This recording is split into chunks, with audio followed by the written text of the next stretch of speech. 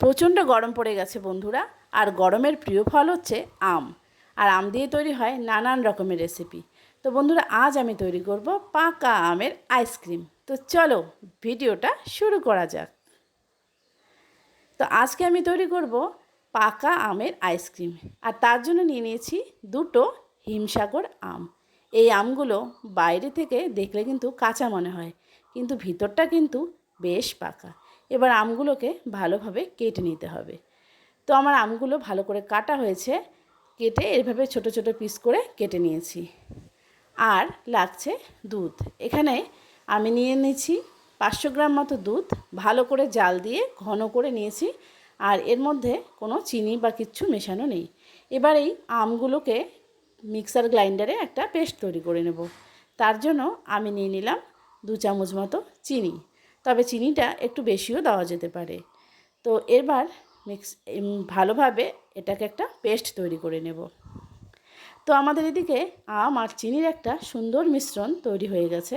তো প্রথমত এরকমভাবে চিনি আর আমকে একটু পেস্ট করে নিতে হবে। তারপর আমি যে দুধটাকে জাল দিয়েছি সেই দুধটা কিন্তু ঠান্ডা করে নিতে হবে। সেবার ঠান্ডা দুধটা এর মধ্যে ঢেলে দিলাম। এবার ভালোভাবে সব মিশিয়ে আবারও একটা সুন্দর পেস্ট তৈরি করতে হবে। তো দেখো, দুধের সাথে মিশিয়ে নিয়েছি, তারপর আবার এই বাটিটার মধ্যে ঢেলে নিয়েছি।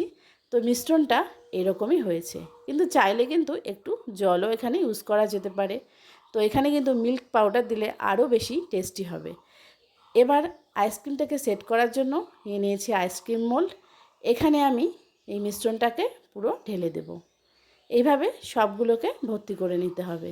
তো এখানে যদি মনে হয় যে একটু বেশি গাঢ় হয়ে গেছে, তাহলে কিন্তু একটু দুধ মিশিয়ে নিয়ে তারপরও ঢেলে দেওয়া যাবে। তো এইভাবে কিন্তু আমি সবগুলো আইসক্রিমের যে খোপগুলো আছে সেগুলো এইভাবে ভর্তি করে নেব।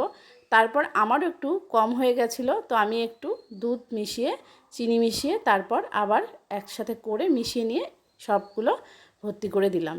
তো এবার ঢাকনাগুলোকে লাগিয়ে দিতে হবে, একটু চেপে চেপে ঢাকনাগুলো লাগিয়ে দিতে হবে। আর এইভাবে আস্তে আস্তে সব ঢাকনাগুলো লাগিয়ে দিয়ে এটাকে ডিপ ফ্রিজের মধ্যে রাখতে হবে। তো আমাদের এই দেখো সব আইসক্রিমের ঢাকনাগুলো লাগানো শেষ। আর এখন এটাকে ডিপ ফ্রিজের জন্য রাখবো সারা রাত্রি। তবে সারা রাত রাখলে সুন্দরভাবে আইসক্রিমটা সেট হয়ে যাবে। হয়তো বা সকালে করলে সারা দিন হয়ে যাবে, আর রাতে করলে পরের দিন সকালে খাওয়া যাবে।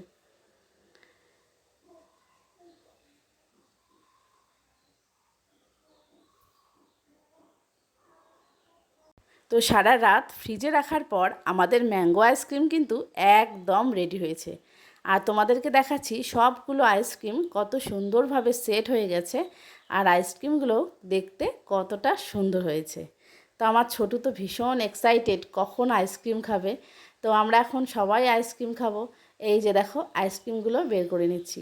তো আমাদের ম্যাঙ্গো আইসক্রিম কেমন লাগলো তোমরা একটু কমেন্ট করে জানাবে। ভালো লাগলে চ্যানেলটাকে সাবস্ক্রাইব করে নেবে। আর তোমরা এখনও যারা যারা এরকম ম্যাঙ্গো আইসক্রিম খাওনি, তো তোমরা অবশ্যই ম্যাঙ্গো আইসক্রিম খাবে। তো এখন আমি ছোটুকে আইসক্রিম দেব। তো ছোটু প্রথমেই ধরছিল। তো এই দেখো ছোটু দু হাতে দুটো আইসক্রিম নিয়ে নিয়েছে। আর ছোটু এখন ঘুম থেকে উঠেই বায়না শুরু করেছে আইসক্রিম খাবো, আইসক্রিম খাবো। আইসক্রিম হলো কি হলো না। তো আমাদের আইসক্রিম হয়ে গিয়েছে বন্ধুরা। এই হলো আমাদের আজকের আইসক্রিম। তো ভিডিওটা কেমন লাগলো তোমরা অবশ্যই জানাবে। ভালো লাগলে একটা লাইক করে দিও। আর যারা যারা এখনও ম্যাঙ্গো আইসক্রিম বানাওনি, তো তোমরা এইভাবে ম্যাঙ্গো আইসক্রিম খেতে পারো। তবে এখন গরমকাল, যে কোনো রকম আইসক্রিম কিন্তু খাওয়ার মজাটাই আলাদা। আর বিশেষ করে এই সময় প্রিয় ফল হচ্ছে আম বা ম্যাঙ্গো, যেটাই বলো না কেন, তাই দিয়ে আইসক্রিম না বানালে কি হয়। তো বন্ধুরা, আজকের ভিডিও এখানেই শেষ করছি। দেখা হবে নতুন কোনো ভিডিও নিয়ে। সবাই ভালো থেকো, সুস্থ থেকো, বাই বাই।